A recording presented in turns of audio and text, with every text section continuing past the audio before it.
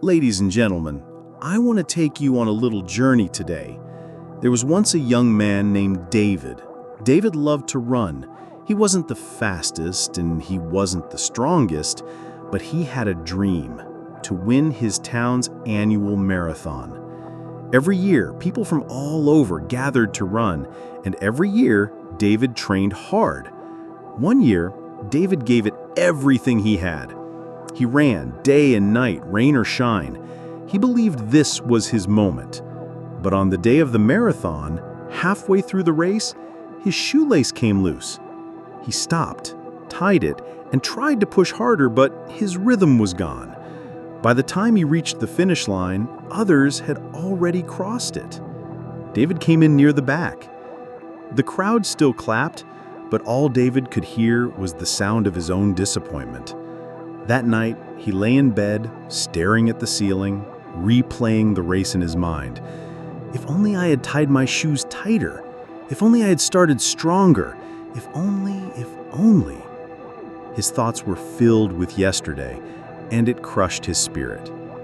For weeks, he stopped running. He avoided the park. He told himself maybe running wasn't for him after all. His failure became heavier every day, as if he was carrying yesterday on his back. One afternoon, David met an old man sitting on a bench. The man had a kind smile and a walking stick by his side. Seeing the sadness on David's face, he asked, "What's bothering you, son?"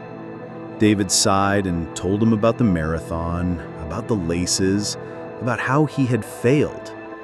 The old man chuckled softly. "You remind me of myself when I was younger, always dragging yesterday into today. Let me tell you something my father once told me. Don't let yesterday take up too much of today." David frowned. But how do you just forget yesterday? It feels impossible. The old man tapped his stick on the ground. "You don't forget, you learn.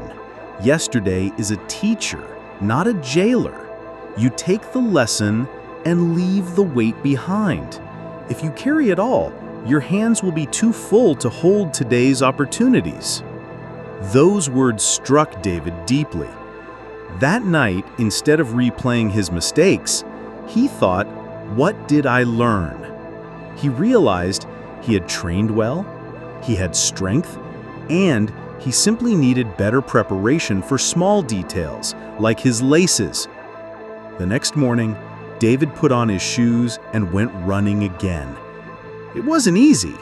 His legs felt heavy and his pride still hurt. But each step was lighter than the day before. He started running not for the past race, but for the future ones. Months later, the marathon came around again.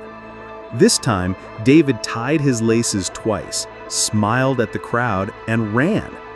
Was he first? No. But he crossed the finish line in the top 10, stronger than ever. The crowd clapped again, and this time, David heard every sound.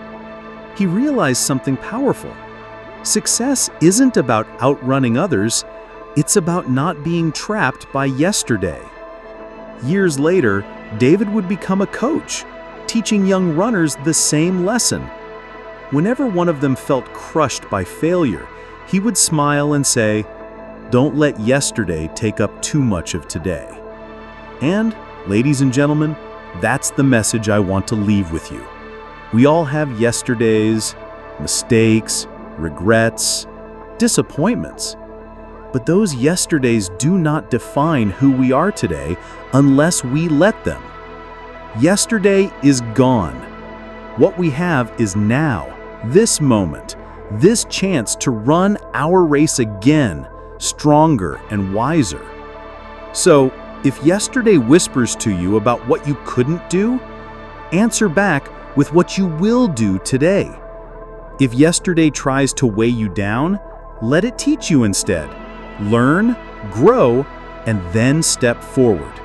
Because every sunrise brings us a new chance.